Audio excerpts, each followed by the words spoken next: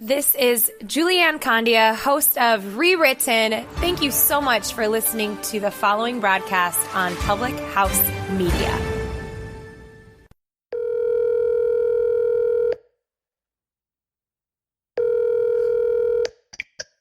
Hello. Hey, man, what's going on? Hey, Jay, what's up, man? You ready to talk movies? I'm ready to talk movies. Let's do it. Nice.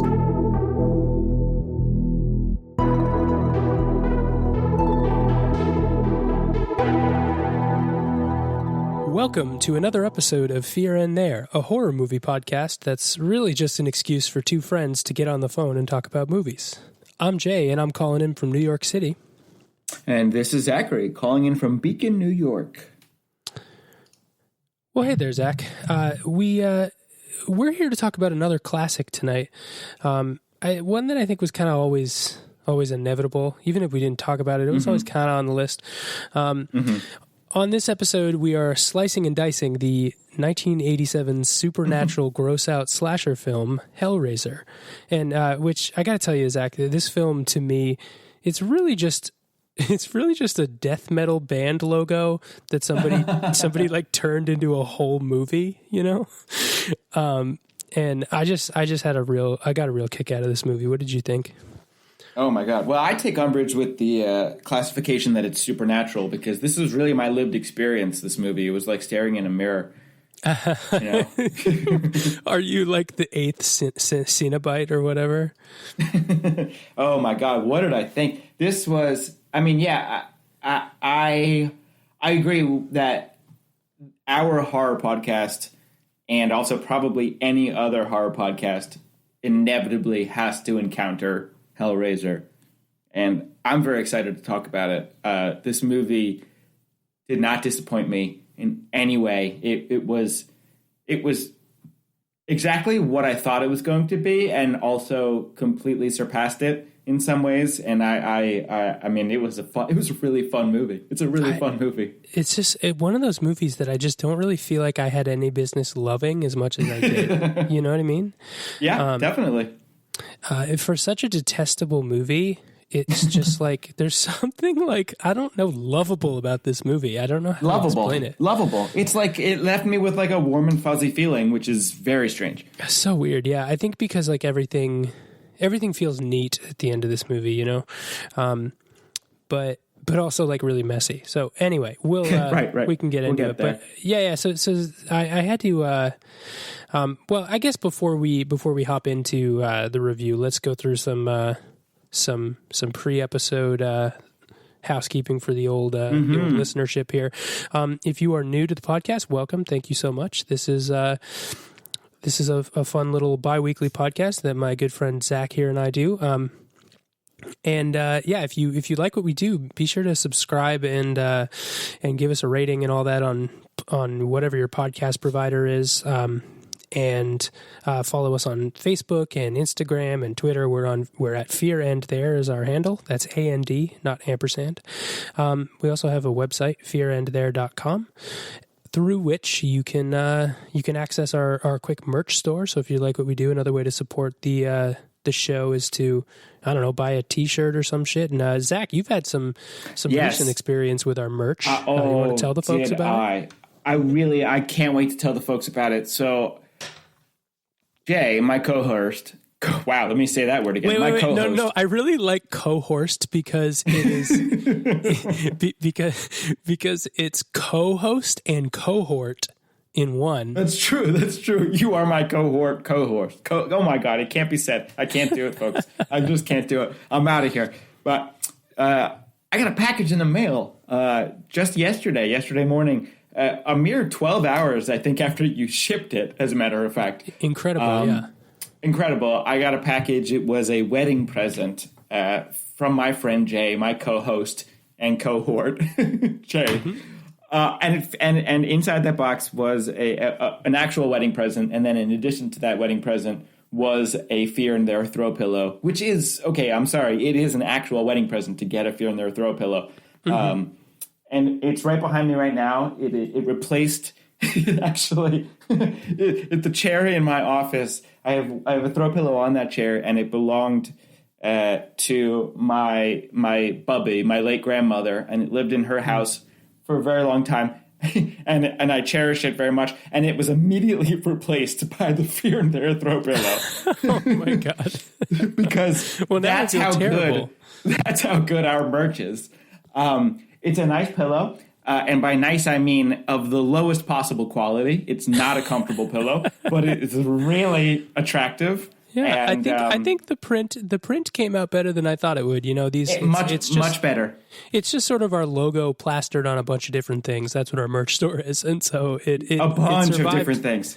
It survived the bastardization printing process, But Jay, let me ask you a question. Is there a way for our listenership to get some of this merch? Nice way to tee me up. We Zach and I have decided to do something very special here for the listeners. So, if you're a regular listener or if you're a new listener, this is open to everyone. We're going to run a little contest here.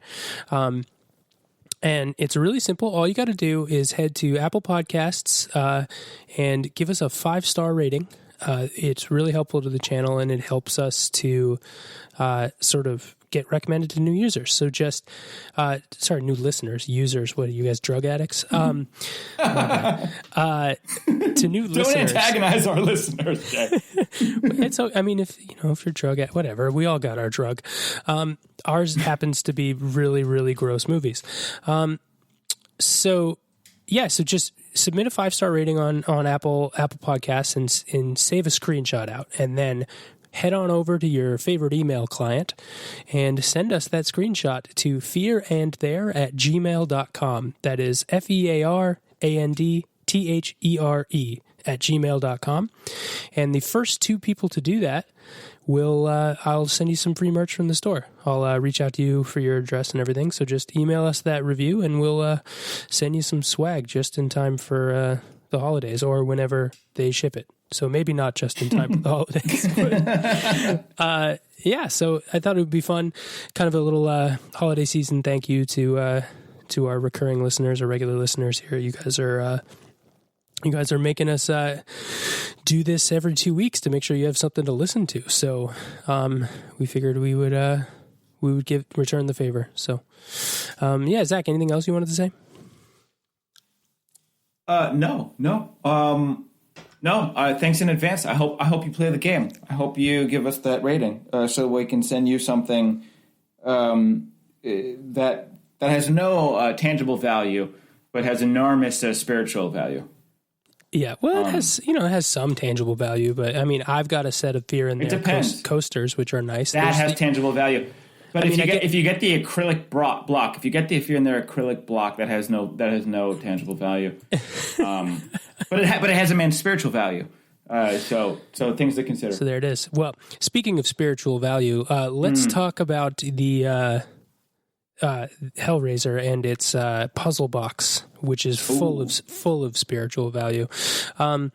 So Zach, we're talking about Hellraiser. This 1987 Clive Barker classic. This is actually one of the few return directors to the show. Clive Barker, as you know, is the director of Candyman, a film you and I both enjoyed very, very much. And now he's back with, I would argue, maybe his more famous film. Definitely spawned more sequels. And definitely one of those movies that walking through Blockbuster as a young kid, I definitely saw up there on the shelves that glorious shot of Pinhead, which is just some of the best makeup work in horror movie history, I think. And I never saw it because it looked both just like really, really terrible to watch and also just really bad as a movie. Like there's a level of camp that you assume in a movie like this. So I never got down to watching it. And I think when we were talking about doing this movie, it felt like a good choice because it wasn't quite as ubiquitous as Nightmare on Elm Street, which we watched 2 episodes ago. So it's definitely in that sort of what I would consider that second echelon of classics. It's definitely underneath the surface of the Friday the 13th and the Halloweens and those sort of big franchises are not quite it doesn't quite have the cachet of those. So Yeah, so I was really excited to watch it, and that was my context. I knew it was gross. I had heard people talking about the elaborate ways the people are killed in the Hellraiser franchise, and so I was, excited to see how they handled it in this first one. What did you know about the film before you cracked it open? Yeah, so I, in some ways, I feel like it was my historical imperative to watch this movie at some point in my life, because I have very, very strong, clear memories of seeing the VHS box for Hellraiser at Blockbuster every single time I went to Blockbuster as a kid to rent a movie. And I was the sort of kid, and I think I've probably even talked about this on the podcast before, but I was the sort of kid who was so afraid of being afraid that just the idea of a horror movie was enough to really frighten me, enough to want to sleep on the floor of my parents' bed, or something or a floor of my parents' bedroom or whatever. And so, but I was also the sort of kid, probably like a lot of kids, who though I couldn't handle it, I still was powerless to stop at least peeking. So going to Blockbuster for me meant walking down the horror aisle and looking at the tapes, the boxes. Of course, yeah. And looking at the pictures, which of course always backfired and gave me nightmares. But I never saw the movies. But Hellraiser, for whatever reason, maybe just because of kind of osmosis, cultural osmosis, because it was such a big deal. I mean, it came out in 1987. I was born in 1989. So obviously I wasn't I wasn't of sentience, when this film was being I don't know, advertised on TV, but I knew about it. I don't know how I knew about it. I knew about it. Maybe my brother and his friends watched it. And Pinhead, who I didn't know was referred to as Pinhead for years and years. Well, I mean, interesting fact. Sorry to cut you off there, but in this movie, I wasn't paying attention to it when it got down in the credits, but on IMDb, he's not credited as Pinhead. He's credited as the lead Cenobite. So perhaps it was something that was sort of retrofitted as his character name later on. It's funny that you say that. My understanding was that Pinhead was a sort of a term of endearment from the fan base as opposed to from canon. But I mean that it's so interesting to me to watch so many of these films that I was terrified of when I was a kid now, and to see them for what they really are, which is camp. Scream is the other example for me. Scream, that mask, which is so iconic, among the most iconic horror, designs that we have, terrified me, haunted me for years as a kid. I had no idea until I was an adult that Scream is satire, that it's funny. The idea, that's to me one of the biggest twists of my development, was that some of these movies that I was so afraid of are actually really campy, and they're not particularly scary. They're actually somewhat lighthearted in their souls. So watching Hellraiser for me finally really felt like I was not only conquering an old demon, but I don't know, ending a chapter of my personal development, if that makes any sense. Yeah, right. So that's interesting. I mean, it sounds like you set up your own kind of mythology in your head for what these images are going to depict. And that's, some of the greatest horror art, straight from scary books to scary movies. Some of the best, most effective work is when things are not seen and they're left to the imagination, and you're exactly sort of forced to conjure up what the worst possible instance of that would be. I would argue that this movie does not do that at all. And in fact, it insists on showing you virtually everything you could possibly That's right. want to see in these moments. So it's really interesting that it's this movie almost was scarier in your head than it was on actual film. Oh, my God. Did you ever, one of the major associations that I had with this film, watching it in real time actually, was, this could be, I don't know, this could be incredibly obscure, but also if there's anyone that I know personally who would know about this, it would be you, Jay. Did you ever play the game or do you know about the MS-DOS point-and-click game based on the Harlan Ellison horror story, I Have No Mouth and I Must Scream? Nope. Okay, so it's something that you should check out, that anyone should check out. If you're a fan of, like, if you, maybe not a fan exactly, but if you are nostalgic for like a point and click, very pixelated, wonderfully brilliant, demented video game, I Have No Mouth and I Must Scream. It's based on a Harlan Ellison short story of the same name.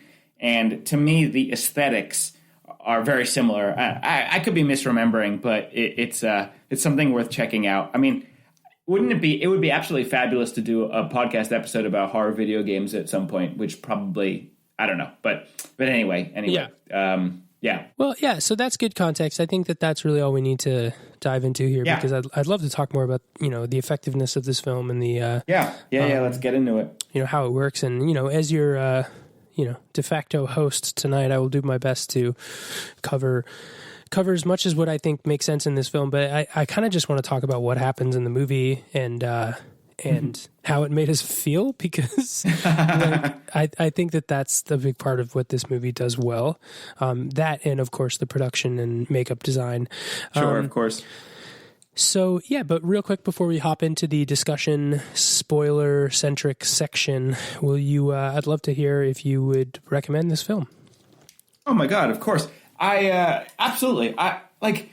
This is the kind of film, B movies, campy, incredibly campy horror films. This is not my bread and butter. It's not yours, if I can speak for you for just a split second there, Jay. Your bread and butter either. We are not, as you have said on this podcast, neither of us have an encyclopedic knowledge of horror film. And there is so much to explore that neither of us have even, like I don't know, I feel like tested the waters of. But this movie feels, after watching it and after reading more about it, of course you should see this movie. If you like horror movies, if you're interested in genre, if you're interested in the art, then of course you should watch Hellraiser. This movie feels incredibly important. And it's fun. Once you accept what it is, once you accept the film for what it is, if you just give yourself up to it, as opposed, don't resist, just watch, then you will have a good time. So absolutely, I 100% recommend this film. Yeah, 100%. Yeah, totally. How and about you? I think just letting it take over, an hour and 38 minutes or whatever it is, of your evening is enough. It's not a movie that requires a ton of thought after the fact or ahead of time, which I think is interesting, because I think you and I, perhaps sometimes to our critical detriment, we expect some post-viewing thought and some meaning. And sure. And there's definitely stuff to be pulled out and derived from, but to me, this is just one of those few movies that we watch that is just great on the surface level.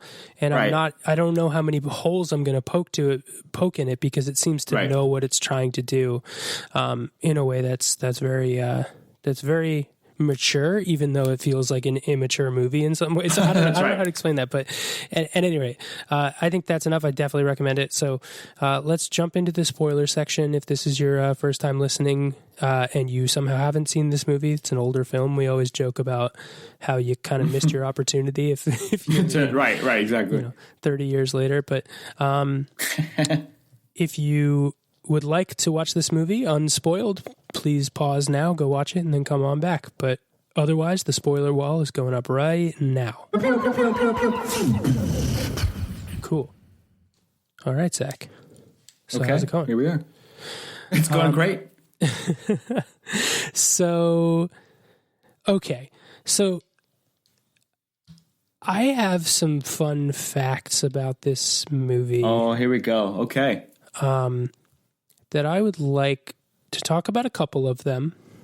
But then one of them will kind of stem onto really what I think we should spend most of the conversation about. So the first one I read in passing, there was this franchise spawned, I believe, 8 sequels.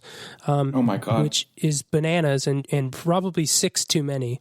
I feel like this could have been a clean trilogy, and it would have been really nice.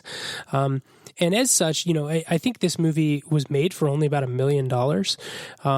and it made like, I don't know, like triple that, I believe, when I looked it up. So as a result of this sort of franchise success, they actually talked about doing a crossover sort of in the vein of Freddy versus Jason, of Hellraiser versus Halloween, which, obviously Mike Myers, which I don't know how. What would you take on that? Like, obviously it's rampant commercialism, but like what would you think of that film? I mean, seriously. Oh my God, I can't even begin because, okay, there's so much. That's, first of all, I would see it because of course I would see it, but I'm so excited by this idea because it's so dumb to me. Hellraiser, the Cenobites. Okay, let's just very quickly, let me just define, let's maybe agree on a definition for who the Cenobites are. The Cenobites, as far as I can understand, are interdimensional, intergalactic, demons, aliens, whatever, creatures who are not necessarily evil or necessarily good, but are instead sadomasochistic, pleasure and pain seeking things. So like yes, they are somehow summonable and trappable in a little like fairly racist orientalist box. but they are also things that just really exist to capture people and torture them / also give them orgasms. So, like, they're not, like, one of the things that I loved about this movie, in fact, probably the thing that I loved most about this movie, was that the quote-unquote bad guys are not actually bad guys. They're, like, relatively complicated things. They're not, yeah. Yeah, okay, so you are getting into a little. I think I knew you would naturally gravitate toward the point we need to talk about. Yeah, I can't like the question of your crossover. It's like I can't fathom it because it's like why would the Senate like I just can't I can't handle it. So yeah, go on.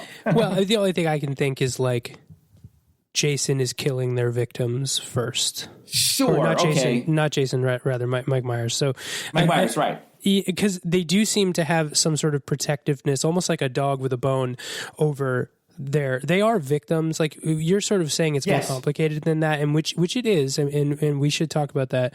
But they do have a protectiveness and an ownership over their victims that is the crux of why they're even willing to play ball with our young female protagonist in this film at all. Right, Kirsty, right? Kirsty, yeah. So that's interesting. I think we should definitely do an episode on Freddy versus Jason because... I've never seen it. It sounds dumb enough to be fun. Yeah, absolutely. Yeah, I think it is one of the definitions of a fun, modern, campy movie. So, let's definitely put a pin in the crossover conversation. I wanted to sort of test the waters with this theoretical crossover here. Obviously, you brought up a good point about the sadomasochism. This movie is so inspired by a misunderstanding of S&M and sort of sexual deviancy, because that's what this movie is about, and it sort of paints the sexuality of it as a negative. Let me back up. Interesting. Okay. Yeah. Interesting. Mm-hmm. So this movie, Pinhead and the Cenobites, whatever. Cenobites makes me think we're going to go out for a Cinnabon. The Cinnabon bites. There you go. Yeah, cinnamon bites, the little cinnamon bites, the delicious. So you're the only person who watched Hellraiser and came away hungry, I think. Yeah, perhaps. So the Cenobites are not... They are. You are correct. They, to me, are not what Clive Barker here was going for. Is a central character in the movie. That this movie is not about them. It really right. isn't. Much to my disappointment, frankly. But yeah, okay. I think later sequels. I don't know much about the history of the franchise because this is untreaded territory for both of us. So, I do think the later movies do put them at more of a center because it was so successful. I do know that this is like the Nightmare on Elm Street. This is one of those films that has an incredibly beloved sequel, maybe even more so than the original. Oh, interesting. Let's talk about that anyway. a little later. Yeah. Yeah. So, yeah, this movie's not about the Cenobites, and so much so that the cover of this movie was not supposed to be Pinhead. And this was another fun fact that I read. The cover of this movie was supposed to be Frank without all of his skin. Interesting. And so I think, and obviously the studio, there's differing accounts, but it's widely believed that the studio put the kibosh on it because obviously that's like disgusting. It was hard to watch in the movie, let alone like stare you down at Blockbuster. Yeah. And I can't help but think like what our formative years would have been like if it wasn't Pinhead, but it was instead just like a gross like half. I would never have noticed it.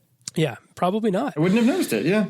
So they defaulted to Pinhead being on the cover, and truth be told, his screen time is far lower,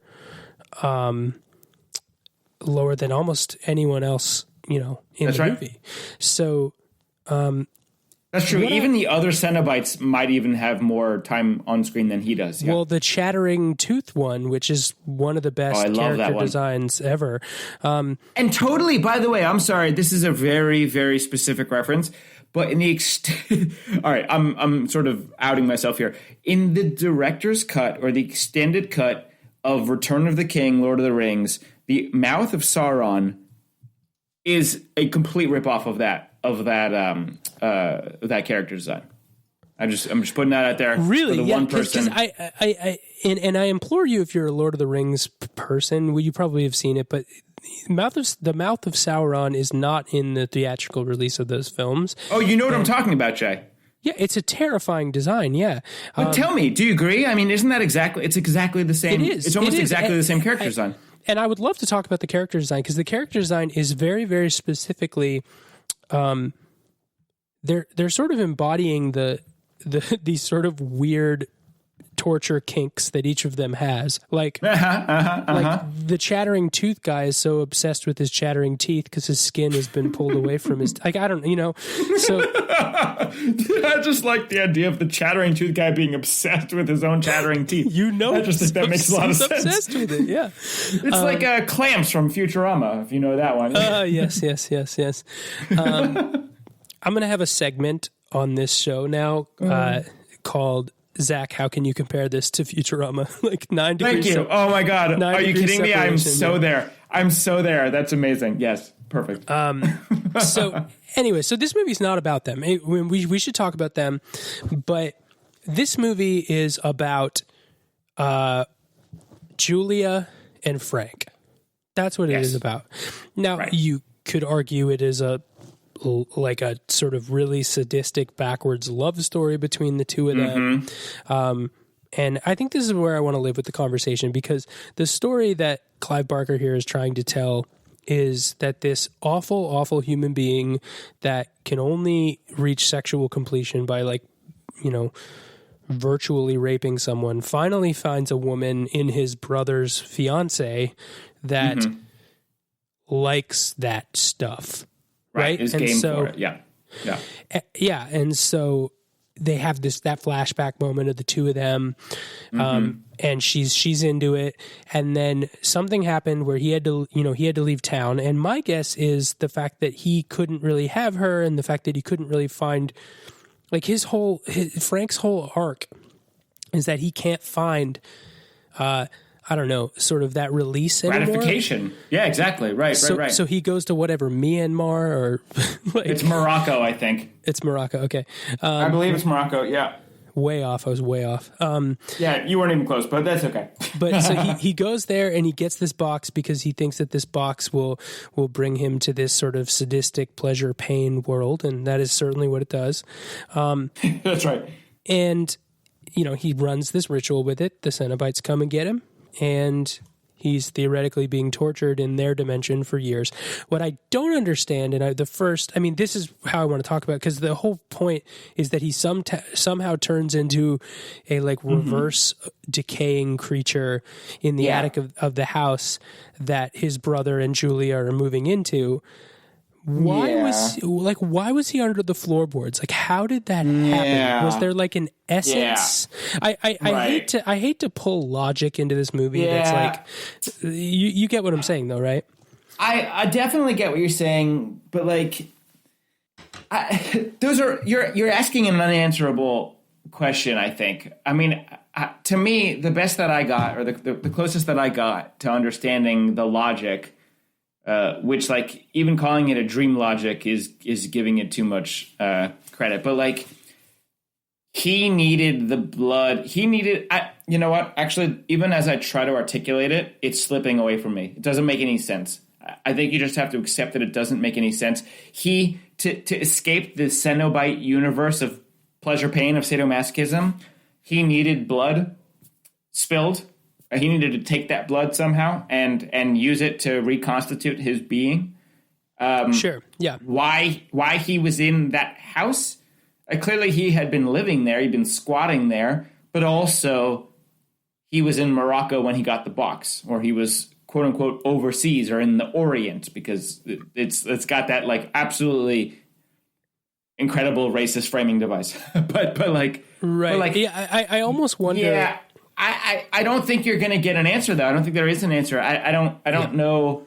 I think he got the box and he took it all the way back to this house, which is, I think, in England.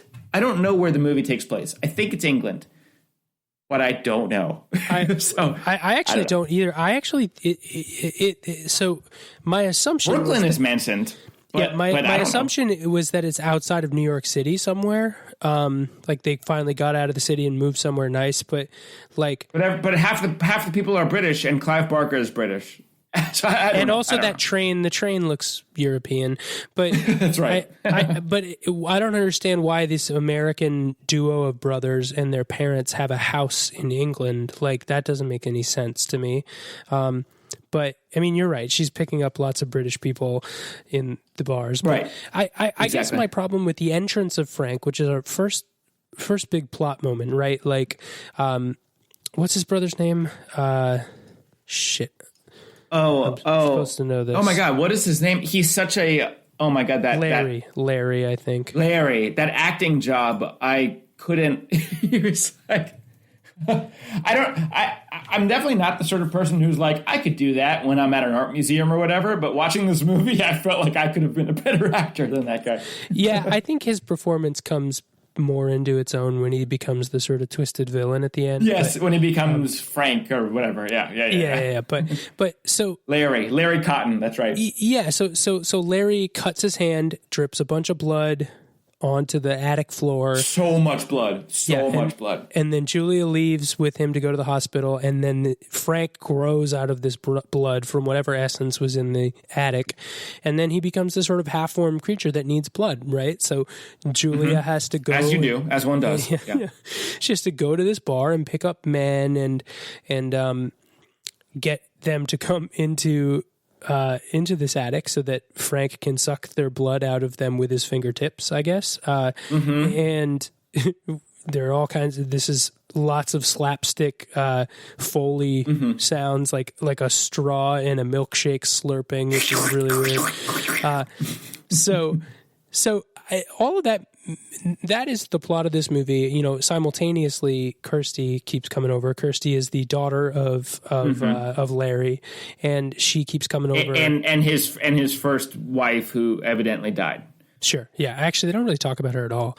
They mention her exactly once to the movers, who are being rapey and strange, and just want beer instead of moving the fucking bed. Very strange. Like, I know the amount of times I've moved in my life that have like the workers, the guys who I've hired, they've never asked me for beer. It's very strange. Jeez.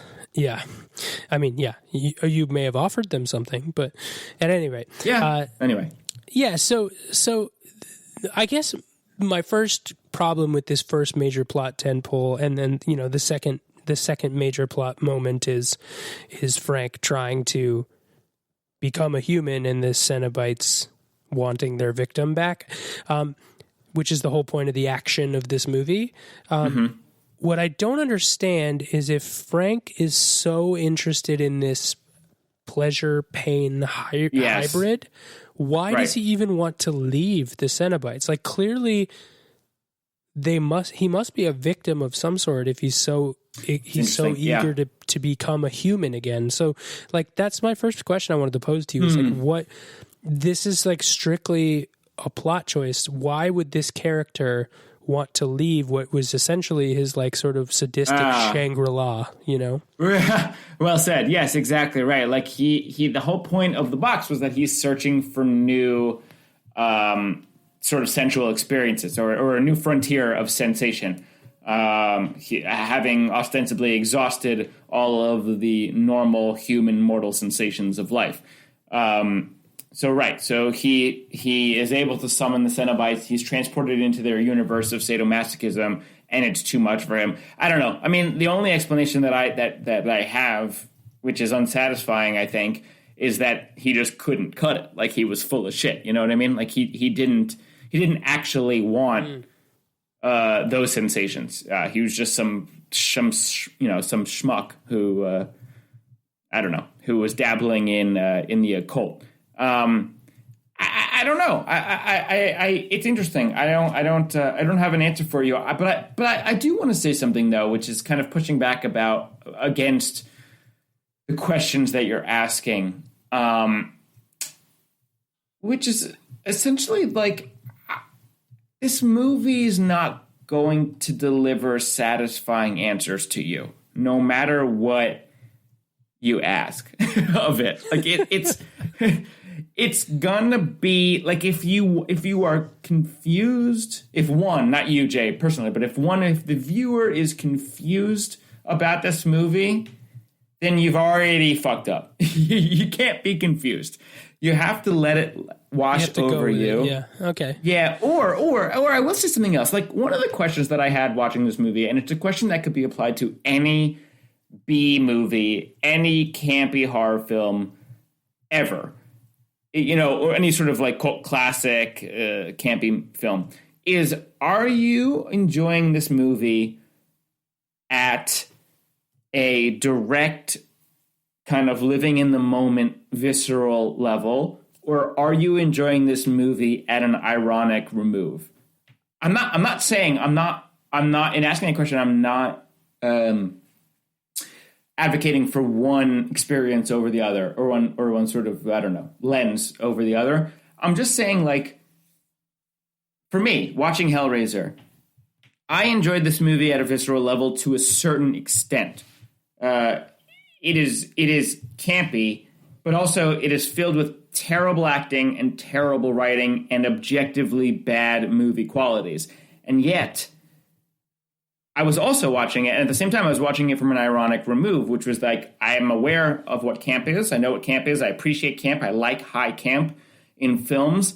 I like that this film is very aware of itself as a horror movie and is playing into that idea. And so I was getting a lot more enjoyment out of that kind of ironic distance than I was out of like going and sitting down to watch a movie and just like experience the visceral pleasure of a movie. So do you think that is because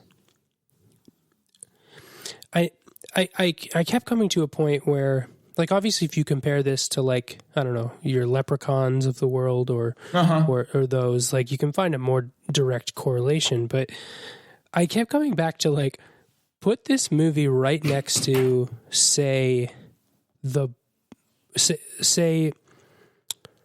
Midsommar, which is, so that's like probably it's just one of those films that horror movie fans tend to want to talk about a lot right now, in the past couple of years. And that is a movie that takes itself both extremely seriously, but also manages to fit some humor in it.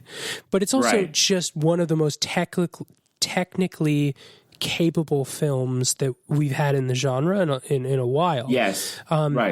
So, and you and I both like that movie for entirely different reasons, but we're going to get to the rating of this film, of Hellraiser, and you're going to see a pentagram rating shockingly similar to Midsommar, I think. And interesting. Okay. And so you Oh, I like that. Yeah. Your thoughts are interesting because it's like, why do you think this remove and this sort of irony for the way in which you viewed this movie? I mean, the obvious answer is like a campiness. We talk about this a lot. If you have very clear camp in your movie has a self-awareness that is a positive thing for the film. Sure. Because we're students of the genre and we like intelligent, self-aware filmmakers. Yeah. Mm-hmm. Right. So, but I don't think it's that simple. In this movie, it's not that simple because, and here's, I'd like to talk about the Cenobites. We can talk about them both from a plot perspective and their sort of motivations in this movie, which you very astutely pointed out earlier that they're kind of complicated and confusing, and maybe we're not supposed to understand what the hell their goal is. But there's also the cost. There's also the design, the makeup design, the sort of this sort of mixture of practical effects and grotesque makeup and like animatronic puppet looking things. So there are a couple of things that I do think are very, very clearly like this is a silly, campy thing. And there's this one shot that Barker liked to put a lot in the movie where there's like this hook that's supposed to be that's supposed to be tearing skin, and it's clearly just tearing clay or something. I'm not even really sure. Right. It's so very much not skin. Like my skin is not that soft, and nobody's skin is that soft. Your skin just is not that. Yeah, right. Absolutely. So that was a campiness that was like, whatever. And then obviously there's that sort of weird scorpion, two-faced floating puppet that chases her down the hall, which is both amazing character design and awful character design.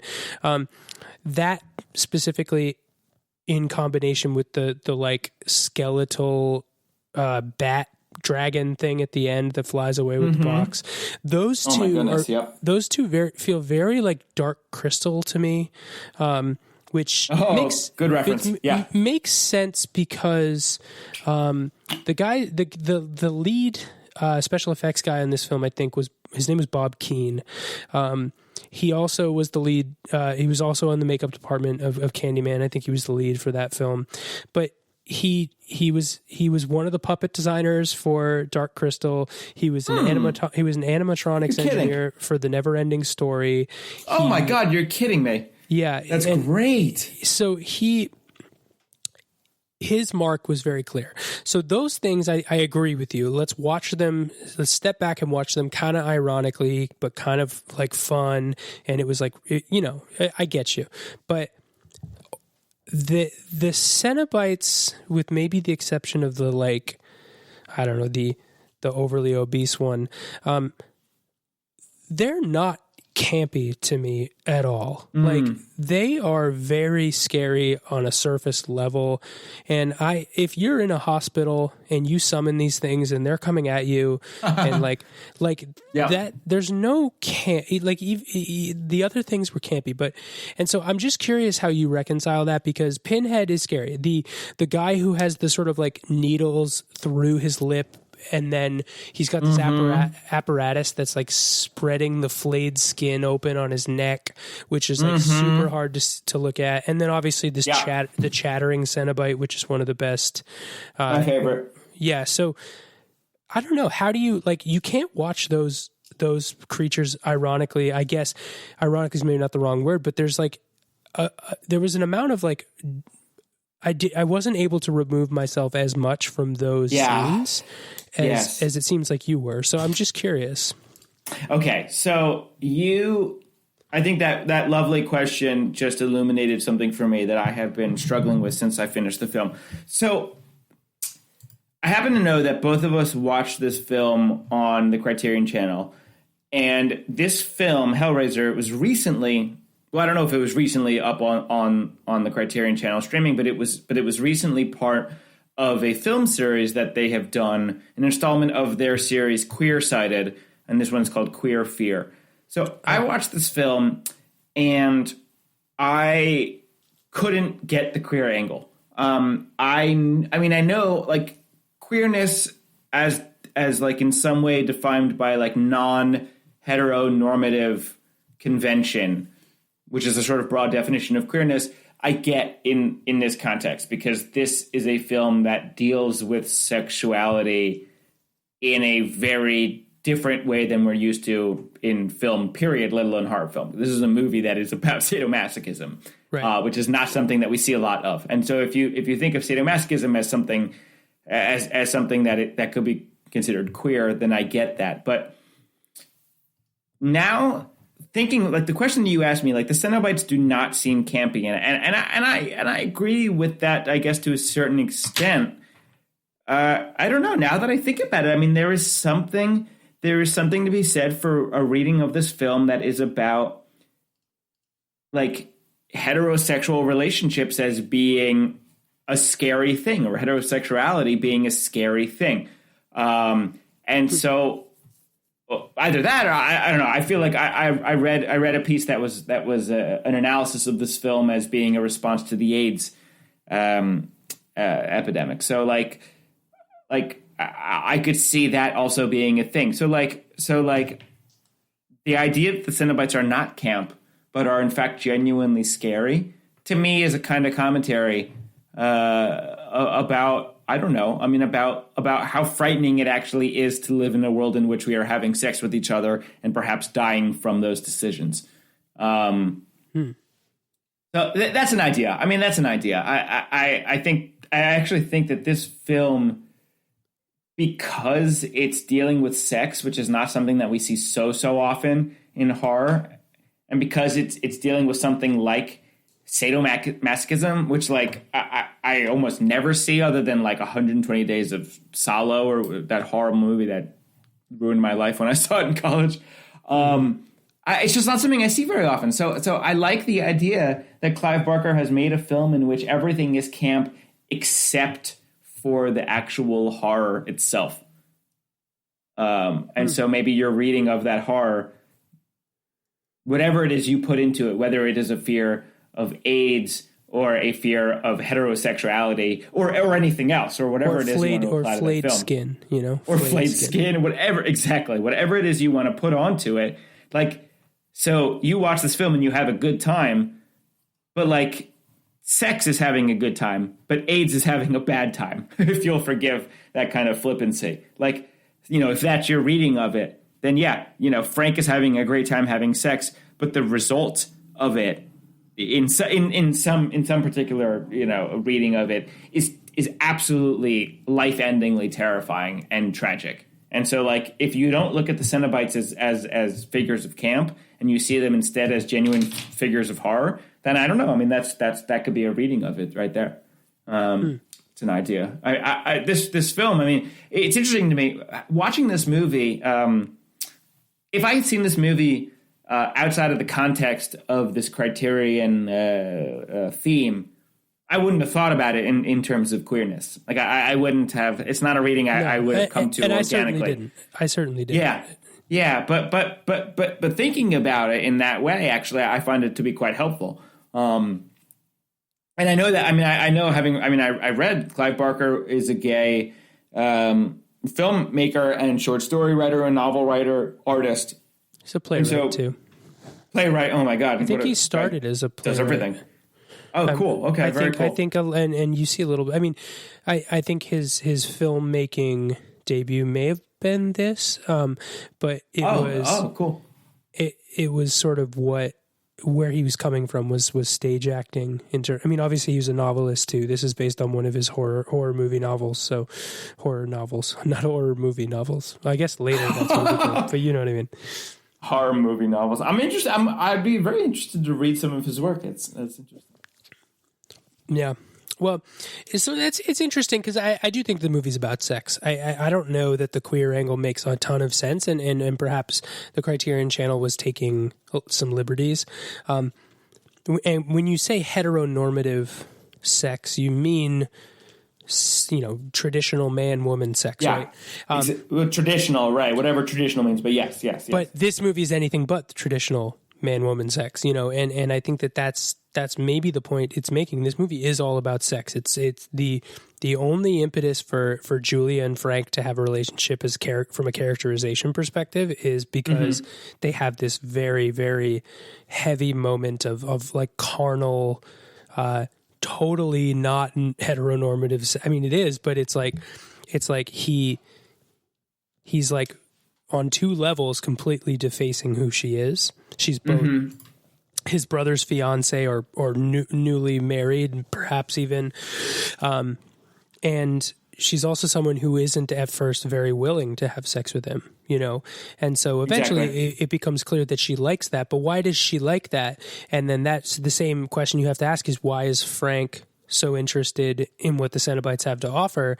And then also, why are these creatures, which are essentially sadomasochistic demons from another dimension, which is a crazy phrase. This is an insane sentence, yeah. Why do they exist? Like, they're manifesting the deepest, darkest desires and where pleasure and pain live in the same place. And they're essentially trapping you in it, right? So what is that trying to say? And I think that's where things start to fall short, and why I didn't really want to have a conversation about what we're supposed to think about this movie after the fact, because I don't really know what we're supposed to say. Like, again, it's like obvious that raping and torture and that kind of stuff being mixed up with sex is not great if it enslaves you, you know? So, yeah, I don't know. I think it's interesting. It's an effective movie in a lot of ways, and mostly those ways stem from who the Cenobites are in their design and in their character and in their ambiguous motivations. I did want to talk very briefly about, to sort of like close off this arc I have. The movie resolves by Kirsty stealing the puzzle box and figuring out how to open it. The Cenobites come for her, and she's like, "Shit! Wait, you used to have a prisoner named Frank, and he left." And they were like, "How is that possible? He did not leave." And, and she's like, "No, seriously, he's like this weird creature thing living in my attic now." They're like, how do they not know? Right. Yeah. It's like, we must hear it from his own mouth. And so like this sort of weird moment. And then she ends up luring them back, having this, like, Frank has taken over Larry's body and is now posing as her dad, but he's really gross and kind of bloody and weird.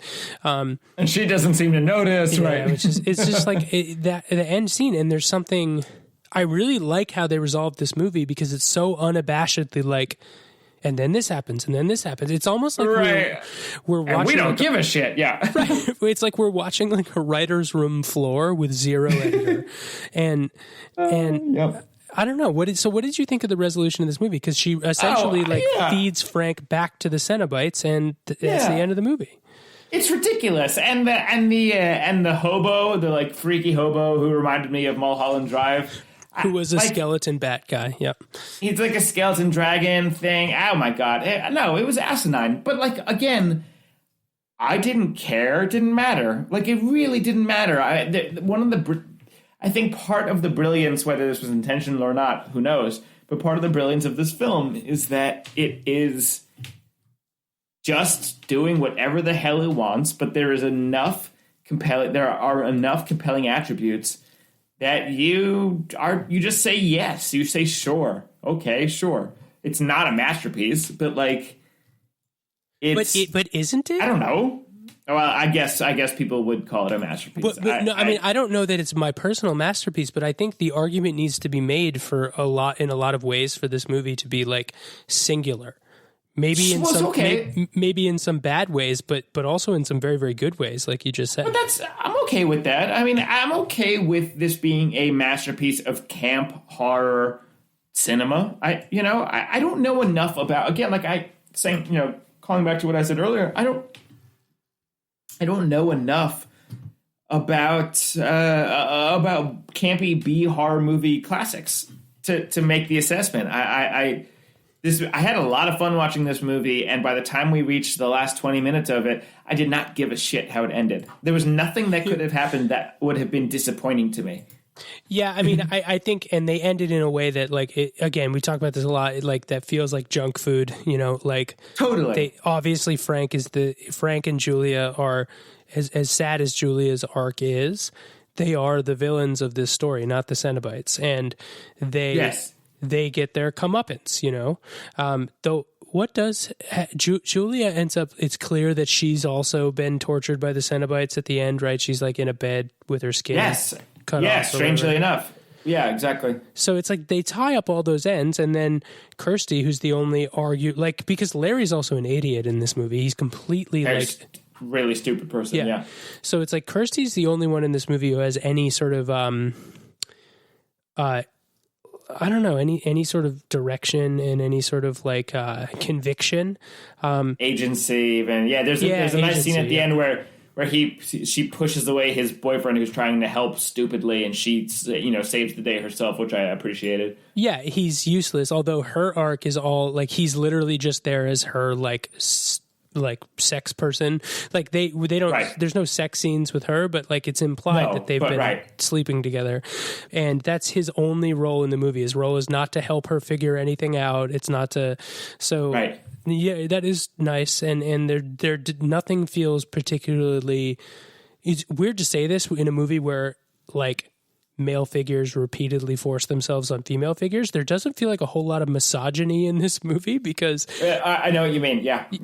I don't know. It's interesting. Women have agency. Women seem to have agency in this movie. Yeah. And maybe that's why the direction of the film felt so positive for me. Maybe that's why I hear you. I ended the movie feeling good. Yeah, exactly. Right. Nobody seemed to have been unduly shit on. Nobody seemed to have been really significantly taken advantage of in a horrible, in a way that felt bad in terms of modern standards for watching films. Yeah, I know what you mean. Yeah, interesting. Well, so that's kind of all I had. I mean, we talked a lot about this stuff. I think we can talk about other things. I think some of the camera work in this film was odd. Some of the moving, sweeping shots up the stairs. But yeah, I don't know. Is there anything else you wanted to touch on before we jump into the closing section? No, and in fact, I'm actually amazed that we wrung so much out of this. I think we both were thinking that we wouldn't have a whole lot to talk about with Hellraiser, and yet here we are at past the hour mark. Yeah.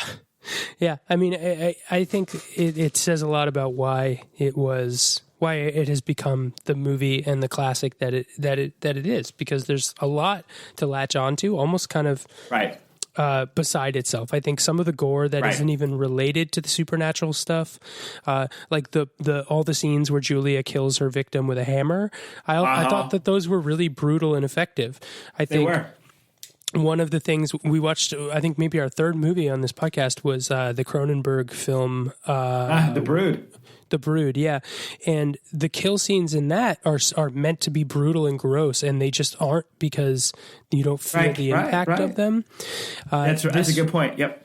This film, you could feel the impact of those hammer hits. So I think there's a lot that happened in this movie, and it's very capable in a lot of the extracurriculars of the film. So, well, Zach, we've reached the rating section. So, here we are. So, folks, as you know, we give each of our films 2 ratings. The first rating is our rating of scariness. We rate it out of from 0 to 5 sheep, as in how many sheep it'll take you to fall asleep that night. And then we also rate the quality of the film in 0 to 5 stars. And we usually opt for pentagram, but I think this episode will rate it from 0 to 5 pinheads. So, Zach, tell me, what are your 2 ratings here?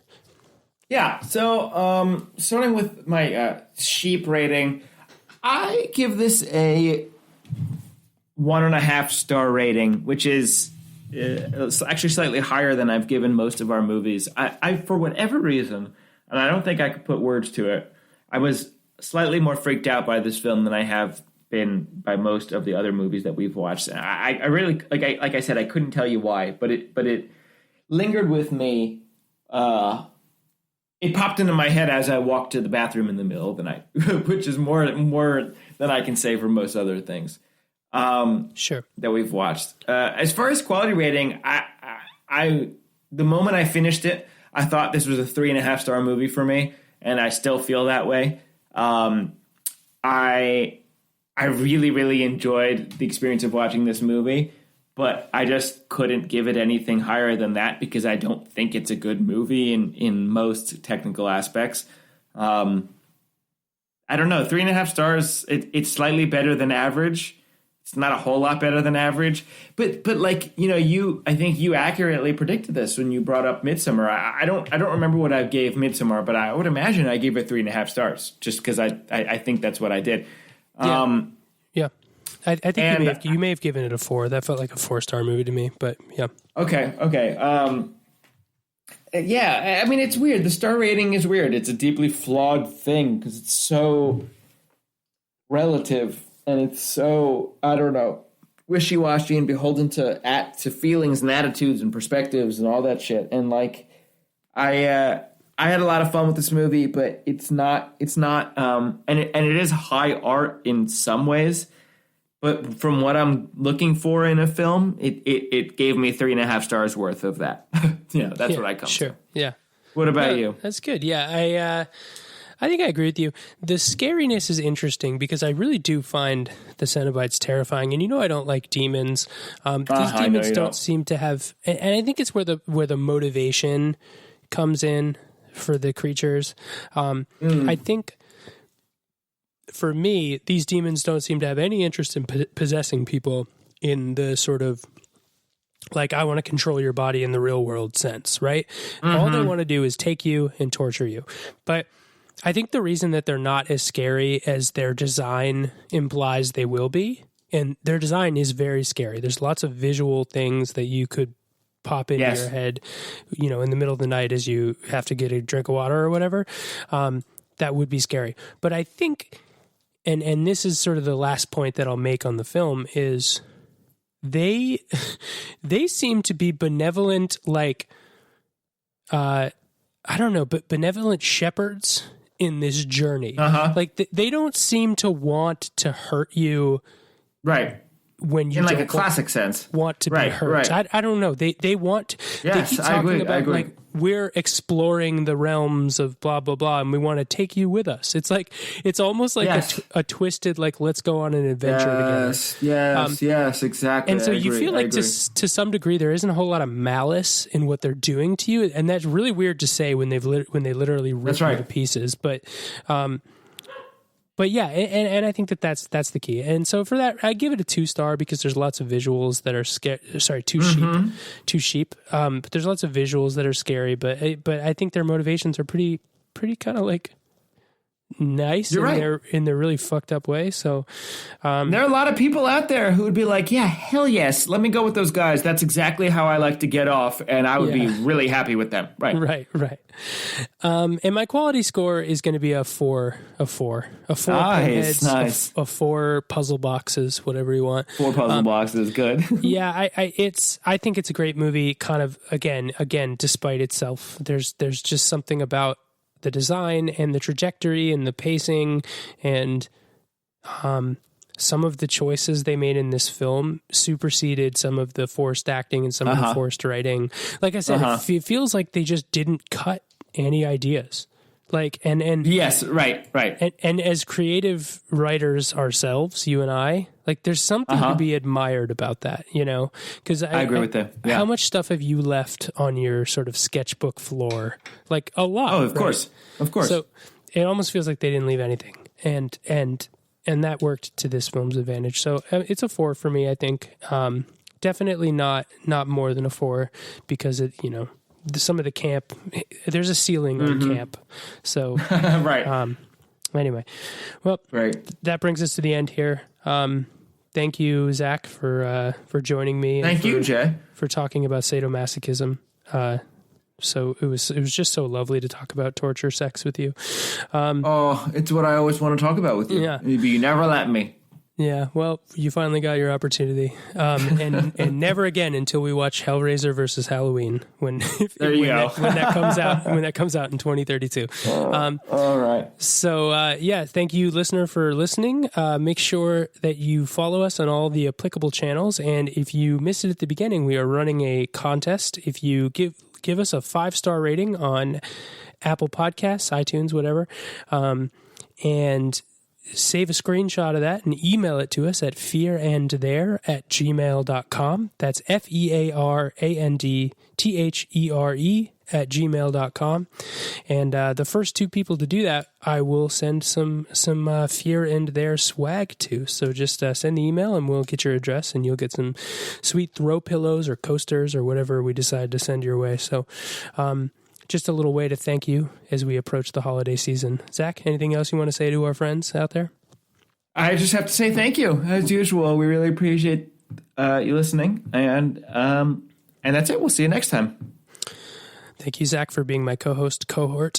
And, and I'm excited to hop back into the podcast in 2 weeks. So let's do it. All right, Jay. All right. Bye, everyone.